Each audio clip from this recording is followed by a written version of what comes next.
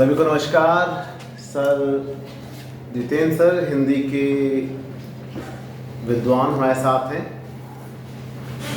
और आज का ये पॉडकास्ट जो हम लोग कर रहे हैं जो YouTube पे अपलोड होगा, आप देखेंगे इसको।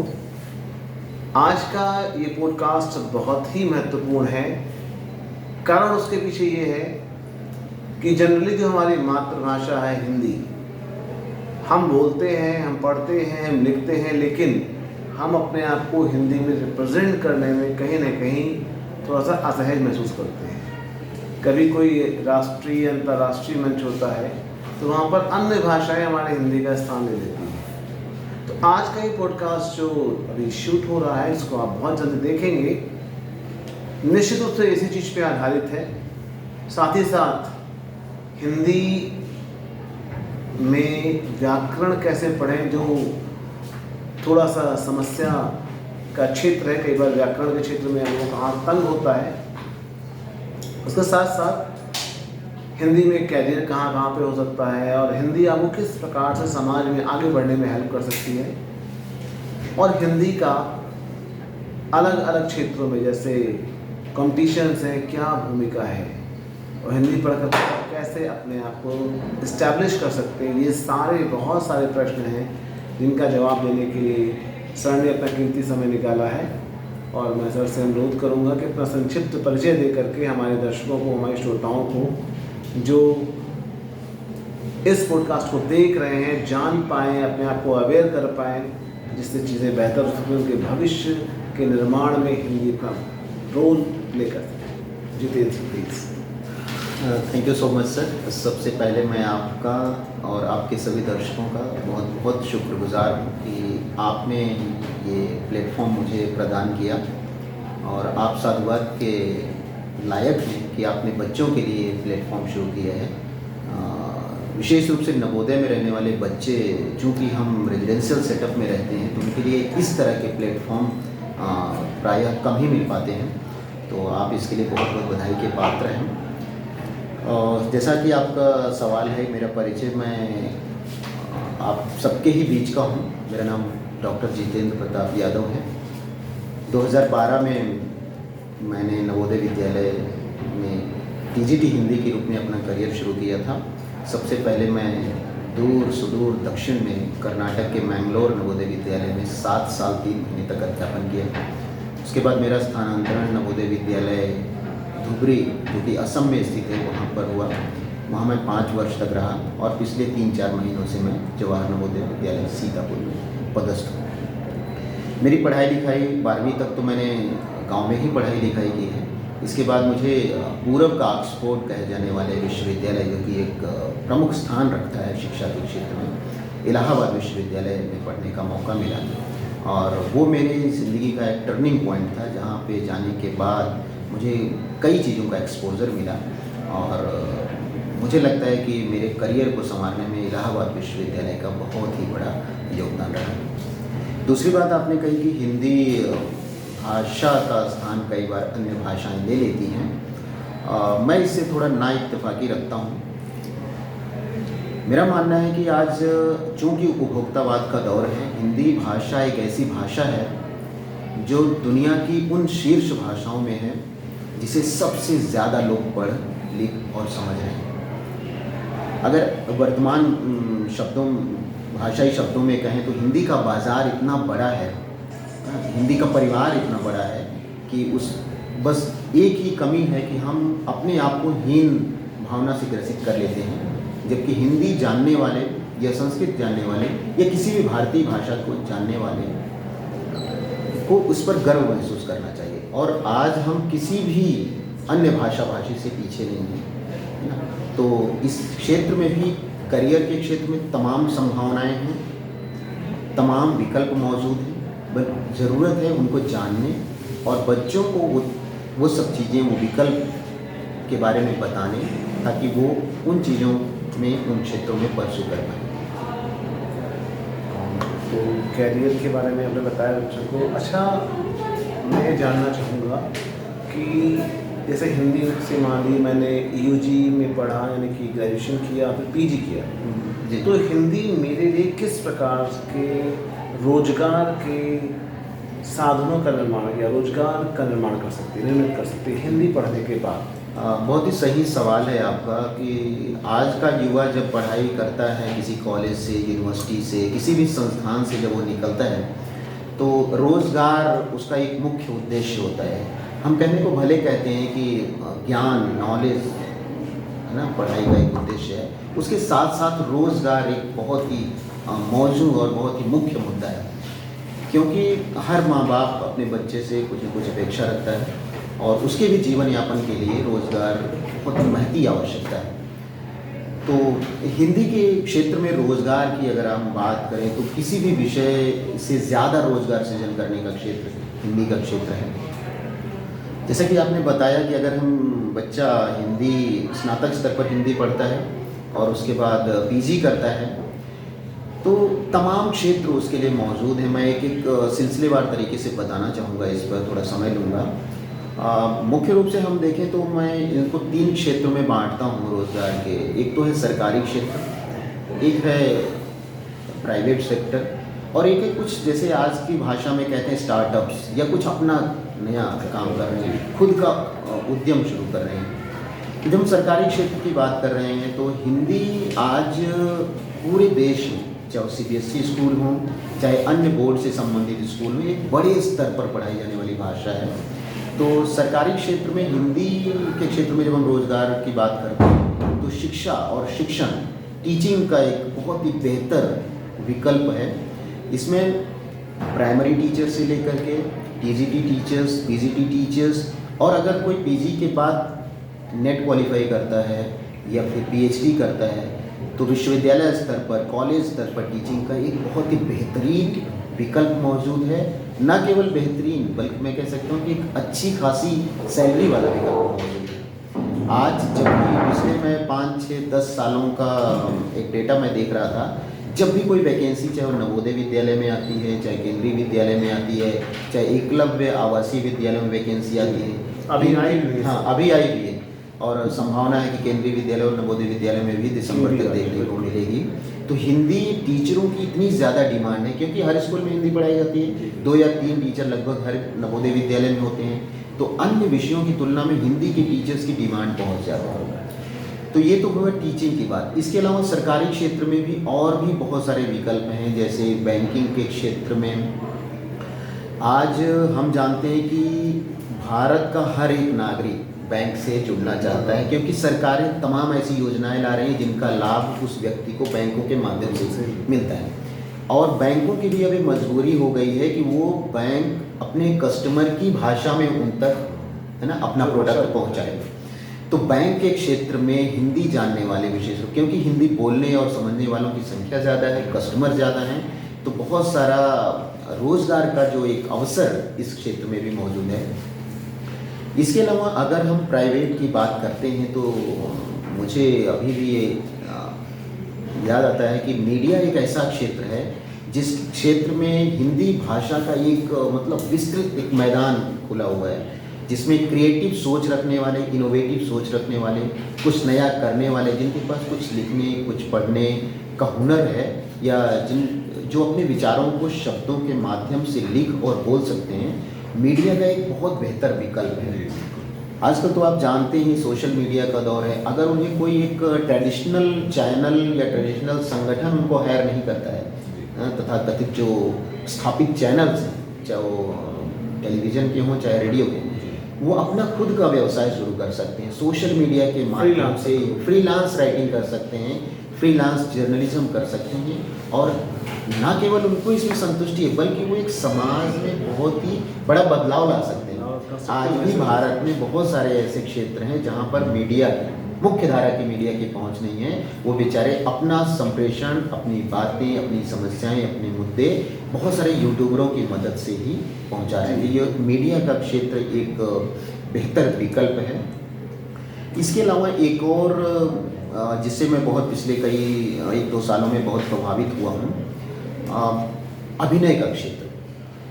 तमाम पारंपरिक अभिनय के अलावा मैंने देखा है सोशल मीडिया पर बहुत सारे ऐसे वीडियोस, कॉमेडी वीडियोस या अन्य विषयों से जुड़े हुए जागरूकता वाले विषयों से जुड़े हुए वीडियोस लोग बना रहे हैं। तो अभिनय का क्षेत्र हिंदी भाषा के लोगों के लिए एक बेहतर, बॉलीवुड हमारा है। हाँ, बॉलीवुड तो है ही। तो इस जैसे बहुत सारे लोग हैं नुक्कड़ नाटक प्रस्तुत कर रहे हैं, कॉमेडी वीडियोस प्रस्तुत कर रहे हैं। कपिल शर्मा क्या है, आज एक बहुत ही जाना माना नाम है ना। शुरुआत उन्होंने कहाँ से की है, अगर हम, हालांकि उनकी मातृभाषा पंजाबी है, लेकिन उसके बावजूद वो हिंदी के क्षेत्र में आए और आज एक बड़ा नाम कमा रहे हैं। तो ये क्षेत्र जिसमें नाटक है, अभिनय है, छोटे छोटे वीडियोस हैं, आज तो रील्स का दौर है ना, हर आदमी रील्स पसंद करता है, रील्स बहुत पसंद। तो रियल लाइफ के मुद्दे भी रियल लाइफ में, हम ऐसा नहीं कह सकते रियल लाइफ केवल टाइम पास है। कई बार वो 30 सेकंड का 30 सेकंड का जो वीडियो है ना, हमारे सुनने वाले, हमारे पढ़ने वाले, हमारे वीडियोस देखने वालों को कई बार वो हिट कर जाते हैं, है ना, और उनकी ज़िंदगी का एक टर्निंग पॉइंट बन जाता है। तो हिंदी एक रोज़गार के क्षेत्र में बेहतर विकल्प उपलब्ध करा पा रही है। इसके अलावा एक और मैं कहना चाहूँगा कि जितनी भी कंपनियां हैं, चूँकि आज ग्लोबलाइजेशन का दौर है, हम अपने आप को अकेला नहीं रख सकते हैं। तो बहुत सारी कंपनियां भारत के विदेशों में जा रही हैं, विदेशों की भारत में आ रही हैं। तो उनको भी अपना प्रोडक्ट जनता तक पहुंचाने के लिए, या कह सकते हैं जनता को लुभाने के लिए एक माध्यम की तलाश है, और वो हिंदी माध्यम का जानकार, उनका जो सेल्स रिप्रेजेंटेटिव होता है या उनका दुकानदार होता है, ये सभी कर रहे हैं। आज तो मैं कई बार न्यूज़पेपर्स में देखता हूँ, जब विज्ञापन आता है, हिंदी जानने वालों की बहुत डिमांड, स्पेशल इन्विटेशन उनको दिया जाता है कि आप आइए हमारी कंपनी के साथ जुड़िए, हमारे ऐसे कस्टमर जो हिंदी भाषा के हैं उनको हमारे प्रोडक्ट पहुंचाने में हमें आपकी मदद की ज़रूरत है। इसके अलावा एक और क्षेत्र मैं बताना चाहूँगा, चूँकि मैं दक्षिण भारत में भी रहा हूँ, तो जहाँ मैं रहता था वहाँ पे एक हॉस्पिटल 2-3 हैं बहुत फेमस हैं। तो वहाँ के ज़्यादातर डॉक्टर साउथ इंडियन हैं, उनके जो पेशेंट भी साउथ इंडियन हैं, लेकिन बहुत सारे पेशेंट ऐसे हैं जो नॉर्थ इंडिया से साउथ इंडिया में इलाज कराने के लिए जाते हैं। अब डॉक्टर से उनको बातचीत करने में असुविधा होती है, या कई बार काउंसलिंग करना पड़ता है, तो कई बार हिंदी जानने वालों को काउंसलिंग के लिए रखते हैं। इसके अलावा तमाम सरकारी कार्यालय जिसमें जितने भी हैं, उन सभी में एक हिंदी राजभाषा अधिकारी होता है, एक बहुत ही सम्मानित, बहुत ही, अगर हम, हालांकि वो कहना नहीं चाहिए, लेकिन बहुत ही एक शक्ति वाला पद माना गया है, जो एक हिंदी भाषा के प्रचार प्रसार इन सब के लिए काम करता है। तो कुल मिला के कह सकते हैं कि हिंदी हीन भावना की बजाय उस पर गर्व करने का विषय है ना, और इस पर पढ़ने के बाद, इस पर समझने के बाद, है ना, हम इसमें अपना एक बेहतर करियर ऑप्ट कर सकते हैं, परस्यू कर सकते हैं। जी, बहुत वाइड आपने विविड डिस्क्रिप्शन आपने दिया सर, और थोड़ा सा मैं भी इसमें ऐड करना चाहूँगा। जैसे सर ने जिक्र किया राजभाषा अधिकारी, तो आपको ये पता है, जानकारी भी है, आप हर वर्ष देखते हैं, सुनते हैं कि हिंदी को भारत में राष्ट्रभाषा नहीं बनाया गया, राजभाषा बनाया गया अनुच्छेद 343 के अंतर्गत, और उसको ये स्थान 14 सितंबर 1949 को मिला। तो 14 सितंबर को इसलिए हम हिंदी दिवस के रूप में मनाते हैं, और जो भारतीय संविधान का जो 395 अनुच्छेद हैं, और इसके अलावा 12 अनुसूचियाँ हैं, उसमें से 8वीं अनुसूची में 22 भाषाओं को मान्यता मिली, इसमें हिंदी भी मानी जाती है। ठीक, राजभाषा अधिकारी की बात की जाए तो जब संविधान सभा के समक्ष देश की राष्ट्रभाषा चुनने का विकल्प आया, प्रश्न आया, तो वहाँ पर ये बहुत ज्वलंत मुद्दा बन गया, और उत्तर और दक्षिण के जो राज्य के रिप्रेजेंटेटिव्स थे, जो प्रतिनिधि थे, वो इस बात पर अड़ गए। उत्तर वाले चाहते थे हिंदी को राष्ट्रभाषा बना दिया जाए, दक्षिण कहते नहीं बनाना चाहिए, हमारी भाषाएं समाप्त हो जाएंगी धीरे धीरे। तो ऐसे में एक भाषा समिति बनी और उन्होंने फिर ये निर्णय लिया कि हिंदी को राजभाषा बनाया जाएगा। तो हिंदी के प्रमोशन के लिए राजभाषा अधिकारी को हर डिपार्टमेंट में डेप्यूट किया गया, और वो काम भी कर रहे हैं, बहुत अच्छे से कर रहे हैं, आप लोग तो बेहतर जानते हो। ठीक, और इसके अलावा जैसे सर ने कहा कि फ्रीलांसर काम करना, मैं एक नाम लूँगा, आप उनसे परिचित होंगे, कुमार विश्वास। बिल्कुल, आप इनसे परिचित हैं। ये एक इंजीनियरिंग कॉलेज में पढ़ा रहे थे, लेकिन अब लोग उनको उस पढ़ाई के लिए नहीं जानते हैं। इन्होंने जो पोएम्स गाई हैं, आप सबने सुनी होगी, उसका मंचन उन्होंने कई बार राष्ट्रीय स्तर के मंचों से किया है, और इस समय में एक अंतर्राष्ट्रीय पहचान रखने वाले व्यक्ति हैं। तो ये सब चीज़ें हैं जिससे हिंदी समृद्ध हो रही है और हिंदी के प्रति रुझान लगातार बढ़ रहा है। भारत में आज भी सबसे ज़्यादा बोली जाने वाली भाषा कौन सी है? हिंदी है। तो हम थोड़ा सा इससे एक स्टेप आगे जाएंगे। थोड़ा मैं व्याकरण की बात करूँगा सर, क्योंकि व्याकरण में हाथ हिंदी बोलने वालों का भी तंग रहता है। देखिए, बहुत सही बात है ये। हमारे यहाँ कहावत है ये कि बात करने से ही बात बनती है। जी सर। अगर उसको हम प्रकारांतर तौर पर कहें तो किसी भी चीज़ को हम ग्रहण तब कर पाते हैं जब हम उसको पढ़ेंगे, है ना।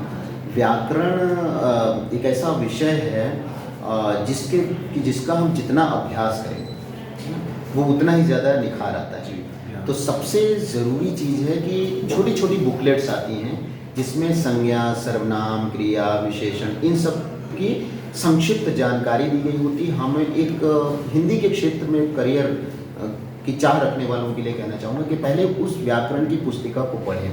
एक बार नहीं, 2 बार नहीं, 3 बार नहीं, 4 बार नहीं, 5 बार पढ़ते रहें और साहित्य पढ़ें। अच्छे लेखकों की लिखी हुई किताबें पढ़ें। अच्छे स्टैंडर्ड समाचार पत्रों की जो संपादकीय होती है उसको पढ़ें। इससे क्या होता है, इसे मैं एक बार ये जो हमारा ऑल इंडिया रेडियो है उसके लिए मैं एक रिकॉर्डिंग कर रहा था, तो वहाँ पर भी मैंने ये बात कही थी। वो कहा था कि भाषा जो होता है लर्न उतना नहीं हो पाता है, भाषा को लर्न करना थोड़ा कठिन है, भाषा अर्न की जाती है ना। हम उस भाषा भाषी के साथ रहने वाले लोगों से अगर बातचीत करेंगे, उनका साहित्य पढ़ेंगे, उनके द्वारा जो भी समाचार पत्रों में लिखा जा रहा है ना, तो हम ज़्यादा चीज़ें सीख पाएंगे, है ना। ये भाषा ऐसे है जिसको बहुत ज़्यादा पढ़ाया नहीं जा सकता है, इसको अर्न किया जा सकता है, कमाया जा सकता है, पढ़ करके समझना और उसको व्यवहार में लाना। तो व्याकरण हम समझेंगे, पहले उन किताबों को पढ़ें व्याकरण की, उसके बाद साहित्य को पढ़ें और लिखने का अभ्यास करें। इसके लिए मैं 3 सूत्र बताना चाहूँगा। जी बताइए। है ना। किसी भी भाषा के व्याकरण को अपने आप में समाहित करने के लिए पहला सूत्र यही है, पढ़ें। दूसरा सूत्र है खूब पढ़ें। तीसरा सूत्र है खूब पढ़े हुए को खूब लिखें। खूब पढ़े हुए को तो खूब। 3 सूत्र 3 फॉर्मूला मेरे पास, मैं अपने जीवन में भी इसको उतारता हूँ। पहला है पढ़ें, दूसरा खूब पढ़ें और खूब पढ़े हुए को खूब लिखें। तो जो चीज़ें हम पढ़ते हैं उसका कुछ चीज़ ग्रहण होता है, लेकिन जब हम दोबारा पढ़ते हैं तो कुछ और ग्रहण होता है, लेकिन जब हम उनको लिखते हैं वो एक स्थायी हमारी मेमोरी में चला जाता है और फिर हम उसको भूल नहीं पाते हैं। तो व्याकरण हमारा मजबूत होने का एक ही आधार है, वो है कि पहले उन नियमों को पढ़ें, उससे संबंधित साहित्य पढ़ें, दोबारा पढ़ें और फिर उनको अभ्यास करें। तो ये 3 ट्रिक्स हैं, अगर इनका पालन करें तो हमारे पढ़ने वाले या हमारे बच्चे जो आज स्कूलों के क्लासेस में हैं, कल जो है वो एक बेहतर नागरिक बन सकते हैं, हिंदी के क्षेत्र में करियर अपना सकते हैं और न केवल करियर अपना सकते हैं बल्कि बेहतरीन विकल्प है, सम्मानजनक। आज देखिए आप कितने भी राजनेता ऐसे हैं जो केवल अपने ओरेटर स्किल के लिए जाने जाते हैं ना, अपने वक्तव्य के लिए जाने जाते हैं, अपनी बातों के लिए जाने जाते हैं। वो साधारण सी बात को इतने प्रभावी तरीके से कह देते हैं कि सामने वाला मानने को मजबूर होता है। बिल्कुल। जैसे अटल बिहारी वाजपेयी हैं, वर्तमान प्रधानमंत्री नरेंद्र मोदी हैं, ऐसे और भी बहुत सारे नेता हैं। इंदिरा गांधी जी थी, सुषमा स्वराज रही हैं, दिवंगत नेता, है ना, पंडित जवाहरलाल नेहरू हैं। तो व्याकरण और भाषा और साहित्य दोनों जुड़ा हुआ है, दोनों एक दूसरे के कॉम्प्लीमेंट्री पूरक है। तो हम दोनों को पैरेलल लेके चलें, ज़रूर हमारी भाषा में निखार आएगा, हमारा प्रस्तुतिकरण बेहतर होगा और हम ज़रूर एक बेहतर नागरिक, और जहाँ भी खड़े हो जाएंगे हम अपनी बात को न केवल प्रभावी तरीके से रख पाएंगे बल्कि सामने वाले को कन्विंस भी कर पाएंगे। तो एक सर ने बहुत अच्छी बात कही, 3 सूत्र दिया सर ने, हिंदी के लिए एप्लीकेबल है। ये हिंदी के साथ साथ मुझे तो अभी भी इंसाइट आई कि ये इंटरडिसिप्लिनरी फार्मूला है, मतलब कि एक विषय की लर्निंग दूसरे विषयों को भी सहयोग कर सकती है। किसी भी विषय में आप इसको अप्लाई करें, चाहे हिस्ट्री हो, ज्योग्राफी हो, फिजिक्स हो, केमिस्ट्री हो, बायोलॉजी हो, मैथमेटिक्स हो। आई थिंक दैट कि पढ़ें, खूब पढ़ें और खूब अभ्यास करें। तो ऐसा करेंगे तो बायोलॉजी भी अच्छी हो जाएगी, फिजिक्स केमिस्ट्री भी अच्छी हो जाएगी और इसके साथ साथ आपका ज्ञानवर्धन होगा, फिर आप समाज में अग्रिम श्रेणी में पहुंच जाएंगे। तो ये बात तो मुझे बहुत अच्छी लगी, मैं तो आज से इसको अप्लाई कर लूँगा। आप कब से अप्लाई करेंगे आपके ऊपर है। मुझे लगता है इसको सुनने के बाद बहुत सारे अप्लाई भी करेंगे। नेक्स्ट बात आती है व्याकरण की बात हमने कर दी, व्याकरण समस्या रहती है और कंपटीशन में बहुत आती है। मेरे ख्याल से यूपी में जो कंपटीशन होता है समीक्षा अधिकारी का, उसमें तो पूरा पेपर होता है, पूरा पेपर होता है और एक मतलब चयन का जो निर्णायक भूमिका होती है चयन की, वो हिंदी व्याकरण है। और जो लोग यूपीएससी तैयारी कर रहे हैं उनके सामने भी हिंदी है। न केवल उत्तर प्रदेश के एग्जाम्स में बता रहा हूँ, ऑल इंडिया के जितने भी एग्जाम्स हैं उसमें हिंदी का एक कंपोनेंट होता है, 10 नंबर 15 नंबर, है ना। तो वो एक महत्वपूर्ण रोल प्ले करता है। तो अगर इस पर हम अपना ध्यान लगाएंगे तो वो कहीं ना कहीं हर क्षेत्र में भी हमारे लिए लाभदायक होगा। अच्छा, एक बहुत खुशखबरी की बात है कि सर हमारे विद्यालय में एज ए पीजीटी हिंदी हैं और सर के द्वारा एक बहुत अच्छा अचीवमेंट गेन किया गया है। वो है कि सर ने नवोदय विद्यालय के डिपार्टमेंटल एग्ज़ाम में all over India 43rd rank gain की थी। वाइस प्रिंसिपल एग्ज़ाम में सर का चयन हो गया है और बहुत जल्दी सर प्रस्थान भी करेंगे नवंबर के मंथ में। तो उनके सुखद भविष्य के लिए और जो नवोदय विद्यालय में सेवाएं दे रहे हैं और उनको ऊर्जा मिले, नवोदय विद्यालय में बच्चों का और ज़्यादा भला हो। और जैसा मैंने सर को कहा करके देखा हुआ है, ये चेयर पर जाएंगे तो विद्यालय में पॉजिटिव वाइब्स ही आएंगी। तो थोड़ा सा मैं चाहूँगा कि ये जो पॉडकास्ट है ये केवल बच्चों तक सीमित न रह जाए। जो हमारे साथी अध्यापक हैं, जैसे टीजीटी से पीजीटी बनना चाहते हैं, पीजीटी से वाइस प्रिंसिपल या प्रिंसिपल बनना चाहते हैं, थोड़ा सा उनके लिए गाइडेंस हो जाए कि how to go for that. थोड़ा सा मैं यहाँ पे एक चीज़ ब्रीफ करूँगा। सर का जो रिजल्ट था 150 क्वेश्चंस थे और नेगेटिव मार्किंग थी उसमें, एंड ही स्कोर्ड 97 मार्क्स, यानी कि मोर देन 60% मार्क्स हमने गेन किए नेगेटिव मार्किंग वाले एग्जाम में। तो it's a very good score. Sir से मैं रिक्वेस्ट करूँगा थोड़ा सा बताएं how to handle negative marking as well as how to excel these type of exams, उनमें कैसे एक्सेल करें, कैसे क्लियर करें उसको। सर बताइए प्लीज़। ये सवाल आपका बहुत ही जायज़ है और ये जान के और भी अच्छा लगा कि जो आपका ये मंच है, जो आपका यूट्यूब चैनल है, ना केवल स्टूडेंट्स के लिए बट टीचर्स के लिए या जो भी करियर अपग्रेडेशन चाहते हैं उनके लिए भी लाभदायक होगा। तो देखिए, एज ए गवर्नमेंट एम्प्लॉई, ये किसी भी संस्था में काम करने वाला, चाहे प्राइवेट एम्प्लॉई हो, हर किसी की ये इच्छा होनी चाहिए, मैं उसमें कोई बुराई नहीं मानता हूँ, उसको अपने करियर में आगे बढ़ना चाहिए, प्रोग्रेशन का सोचना चाहिए। जब तक वो प्रोग्रेशन के बारे में नहीं सोचेगा वो अपने आप को अपडेट नहीं करेगा। अगर किसी को एकदम संतुष्ट प्रवृत्ति का हो और बोला जाए कि बस आप यहीं तक रहेंगे, वो कभी भी अपने आप को समय के हिसाब से बदलेगा नहीं। तो पहली बात तो हर एक एम्प्लॉय में इच्छा होती है, अगर नहीं होती है तो इस पॉडकास्ट को देखने के बाद उसके अंदर इच्छा जागृत होनी चाहिए कि भाई करियर अपग्रेडेशन होना ही चाहिए, समय के हिसाब से अपने आप में अपडेशन आना चाहिए। ठीक, तो अब रही बात कि कैसे हम उसमें एक्सेल करें। दोस्तों, मैं अपने इस आज के पॉडकास्ट के विषय से ही जोड़ना चाहूँगा कि हर एग्ज़ाम में हिंदी एक महत्वपूर्ण भूमिका निभाती है।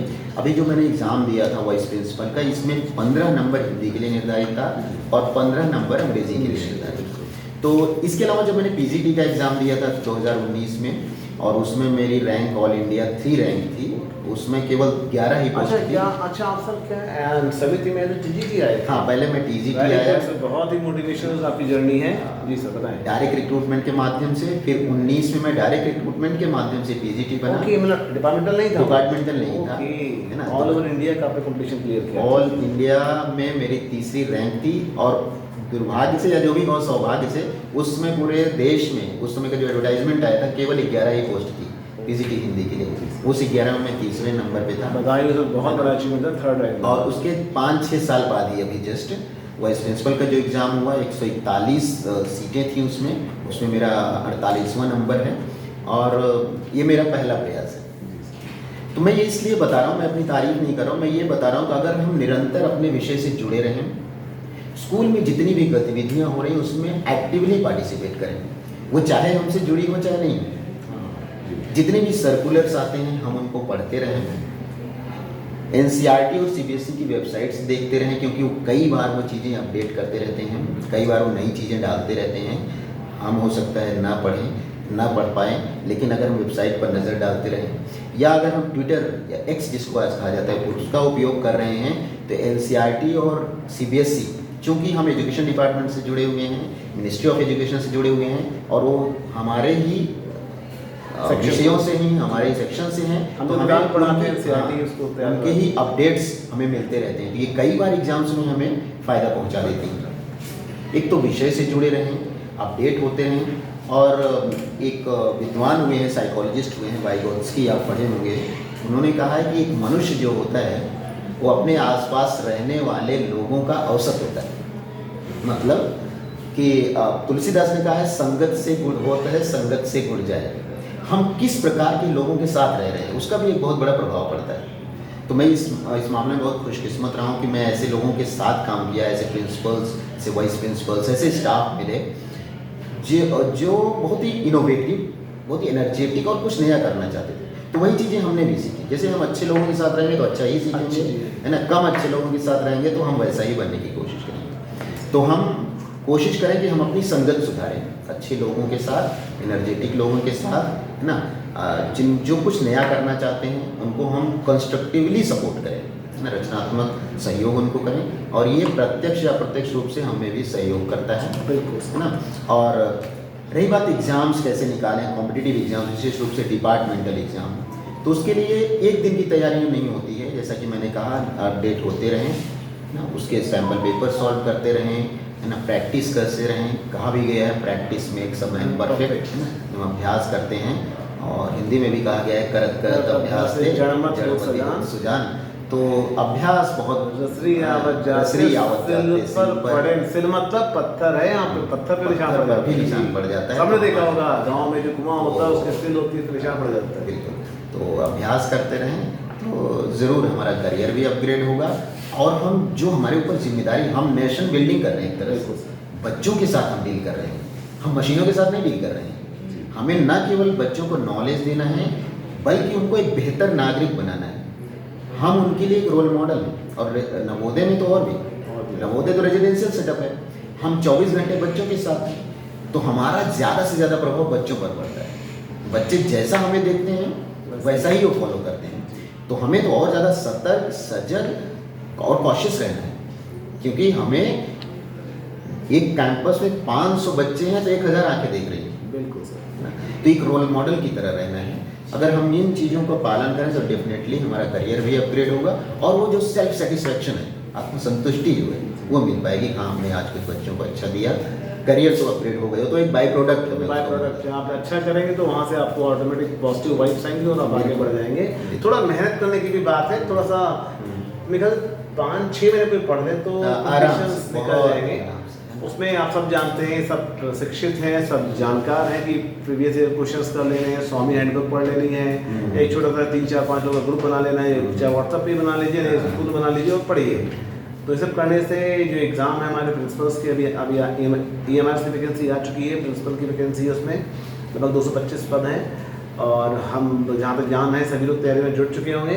इसके अलावा नवोदय भी आने वाला है, केवी भी आने वाला, तो मेरे ख्याल से अगर जो ऑन एवरेज 200 पद आए तो 600 पद आने वाले हैं प्रिंसिपल्स के। तो PGT जो हमारे साथीगण हैं सब तैयार हो जाएं, कमर कस लें, और युद्ध के मैदान में संघर्ष और आराम नहीं है, आराम हराम है, ऐसा कि आपके नेहरू जी ने कहा था। तो बिल्कुल उसी चीज़ को कंठस्थ कर लेना है, दिमाग में सेट कर लेना और आगे बढ़ना है। तो मैं सर का एक बार धन्यवाद व्यक्त करता हूँ इस YouTube के मंच से कि सर ने, बहुत व्यस्त है सर, कॉपी चेक कर रहे थे, मैं सर से कहा तो सर ने उस एग्जामिनेशन इंचार्ज भी हमारे यहाँ के, अभी परिणाम भी बनना है हमारा। तो सब कुछ होते हुए भी यहाँ पर बैठ करके पॉडकास्ट किया, बहुत धन्यवाद सर। और भविष्य में मुझे लगता है पॉडकास्ट जो भी व्यक्ति देखेगा उसको निश्चित रूप से गाइडेंस मिलेगा, एक पॉजिटिव पर्सनालिटी के रूप में सर का एक आशीर्वाद मिल जाएगा, और आने वाला समय उनके लिए सुखद होगा। इसी के साथ जय हिंद, जय भारत, सभी को नमस्कार। Thank you so much sir, thank you so much.